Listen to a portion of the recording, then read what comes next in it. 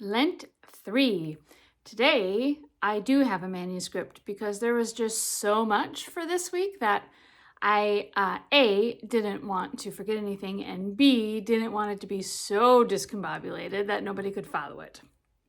So, hop on this ride with me. Let's dig in. It has been a few weeks, I would say, since the connecting line between the Old Testament text of the day and the New Testament text of the day has been so clear. But today is one of those days. So progressing from beginning to end, here's aha number 1.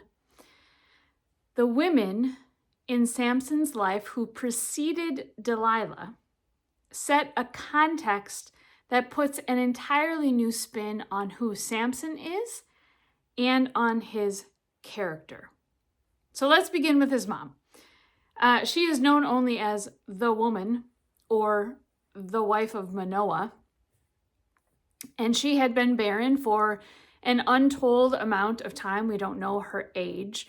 What we do know is that this is sometime during the 40 years that the Philistines had control over the country of Israel. Now, during this time, to this woman, an angel of the Lord appeared to her and foretold to her the birth of a son. Yeah, did you know? I didn't know.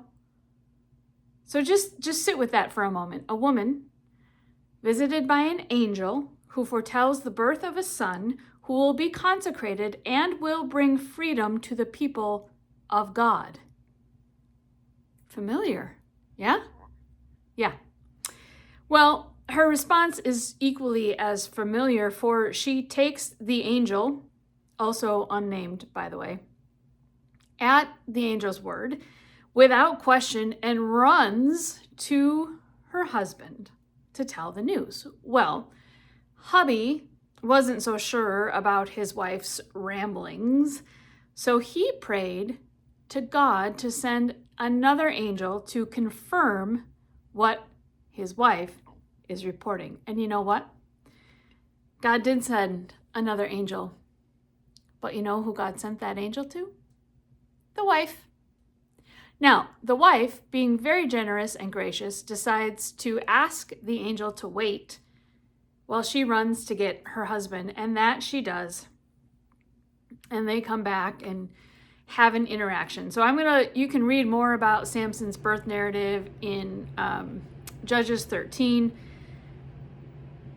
But here's one more detail. At the first visit from the angel, the woman understands that at minimum, the angel is of God in some way. Yet when the man meets the angel, he doesn't know that it is an angel. That's an interesting detail, I think, about this woman. Later, still in the chapter, it is the woman who encourages him to trust and believe. Interesting. Next, we go to Samson's first wife, a Philistine woman he saw and demanded for marriage. Note that he saw her and demanded she be given to him in marriage. He didn't even talk to her, as far as we're aware. He just saw her and said, yeah, I like that, and I want to marry her. Get her for me. Now, his parents try and talk him out of it because she's a Philistine, not a woman of Israel, and so they try and talk him out of it, but he just kind of gets pouty, stomps his foot and says, no, I want her. So keep in mind, this is not a romantic story. This is a political move to begin tearing down the Philistine control of Israel. It is a story of lust. This woman, again unnamed, is left behind and given away.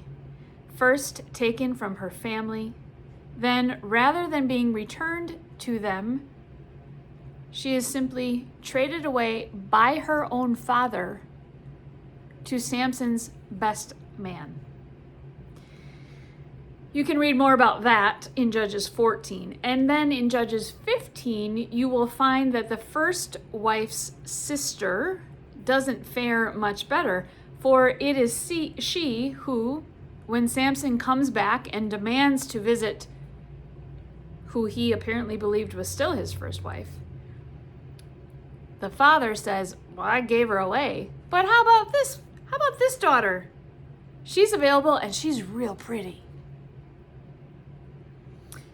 Samson decides he doesn't want her, this sister, and eventually the Philistine people get in such an uproar that they burn the father and the sister to death. Wife one and wife one's sister had no buy-in in any of this. They were not consulted. They were not asked about what they wanted. Love was never even a discussion. One paid with her literal life, and one ended up in a marriage that who knows how that went for her. And then there's this final woman in Samson's life who enters before Delilah, and all we know of her is this: she is a prostitute in Gaza that he has sex with. That's all we know about her. That's it. If that story was told today, if we knew about her today, how would that story be framed?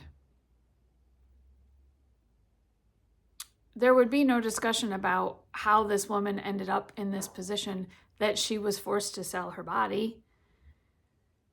We wouldn't talk about the fact that Samson has not lived up to any of his vows. We wouldn't talk about the fact that he is having sex with her as much as she is having sex with him, right? None of that would be discussed. A little side note, if you can hear my dog snoring, apologies. He didn't get the memo that I was recording right now. So let's get into Aha 2, which is Delilah is so much more than she is typically given credit for. Delilah is often reduced to a betraying woman working for the enemy. But consider these details. First, the text is clear that Samson loves her. First time that is mentioned, by the way, about any of these women. But there is no indication as to her feelings towards him. The writer doesn't feel it important to tell us what Delilah does or does not feel, because in the end, it did not matter in that time. It is possible she didn't want to be with him any more than his first wife did. Second, Delilah is pitted between two countries to be used as a pawn, one to take down the other. She is in a precarious position and she cannot win. Third, she is called a nag because she holds Samson to task for repeatedly lying to her. A decidedly ungodly, unnazirite, unconsecrated behavior. Yes? Now, were her motivations pure? No. Is it possible that she wanted Samson to be defeated because she resented being brought into a relationship she never wanted? Absolutely, that's possible. She is diminished to a conniving nag. That is how Delilah is preached about and discussed. And yet, he, as Wilcox points out, he, Samson, has broken every one of his Nazirite vows and his marriage vows, and he is the one who is revered and celebrated. And yet we wonder how ever it was that purity culture came to cause so much shame and harm to women. Aha 3, jumping ahead to the Gospel of John, the Samaritan woman is not the foreigner in this story. This is a detail I gleaned from Wilcox that when I read it, I found myself shocked that I'd previously not given it proper attention. You see, Jesus was on her turf, in her land, a land which his people entered and destroyed their temple, their place of worship, to a God that was the same. They just kind of viewed things a little differently and, quite frankly, more strictly than the people of Israel. 4. Jesus did not shame her. Typically, when this story is preached, it is told from the perspective of someone from Israel looking in, questioning why Jesus would deign to stoop to the level of asking a foreign woman, a Samaritan no less, for water. But if we turn ourselves to look at this story from a different angle, we might see that Jesus is not judging her when he tells her of her past. He simply states what is true of her. And why? Not to shame her, not to condemn her, but to show her that he sees her. And with all the seeing, he still comes to her and asks her for water. And because he sees her, he knows that she is in need of a life-giving water.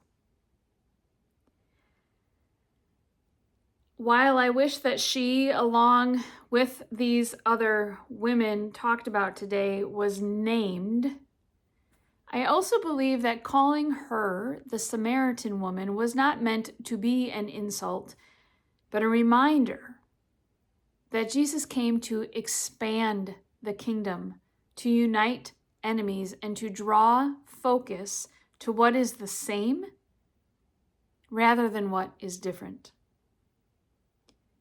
We don't know the stories about the men in her life, if those relationships ended in death or divorce or some combination. We don't know if they were marriages of love and desire or financial transactions among the men, leaving her on the outskirts of decisions about her life. We don't know if they were kind or cruel.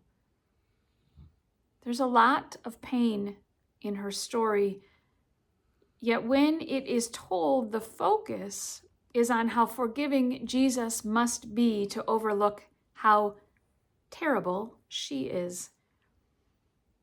Be clear, that is the focus of the pastors who preach her story, not of God, and Jesus' interaction in and of itself proves that. None of these unnamed women were meant to be unseen. They are included, after all, are they not? Samson's mom? My goodness, we know so much about Mary. We know Hannah. So why don't we know her name? She is visited by an angel. She has the birth of a son foretold after years of barrenness, a son who would be set apart and be the one to start the process of freeing the people from Philistine control. And we don't know her name. She disappears from the story. Her trust and commitment are inspiring, so tell her story. Tell each of their stories, including Delilah's, but from that changed perspective. She also had courage. Her motives may not have been pure. I allow for that, absolutely. But she was entrusted to a man who had not done well. His sexual ethic was not great. She was a political pawn, and nobody seemed to care what she wanted or felt. So tell each of their stories. Many heroes of the Bible include stories of women seriously harmed along the way, right? So these stories of these men who are considered the heroes, if you read those stories closely, there are women who often are harmed along the way in every conceivable way. Bathsheba, shining example. It does not matter what was normal for the time. God had bigger expectations, and the people did not live up to them. God had a much larger picture of what patriarchy was meant to be. And they, along the way, pretty much every step of the way, failed.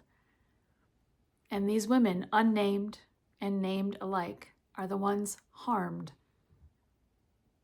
And now, as these stories continue to be twisted to keep the worst possible iteration of patriarchy in action, we now are still the ones to be harmed. And God has much bigger expectations about that, too. Sisters, claim your name and claim your voice. Brothers, if you want to love us, step away from the table and give us your chair. Don't just bring our message for us. Don't just use your voice to say what we need to say. Demand that we be brought to the table to be heard. For such a time as this, chaos, human rights being stripped at every turn, for such a time as this, sisters, remember that you are called, that your trans sibling is called, that your Palestinian sibling is called, that your Black and brown and Native person is called. God's expectations are bigger, and we have failed. It is time. For she is called, and she is speaking. Join me. I will see you next week.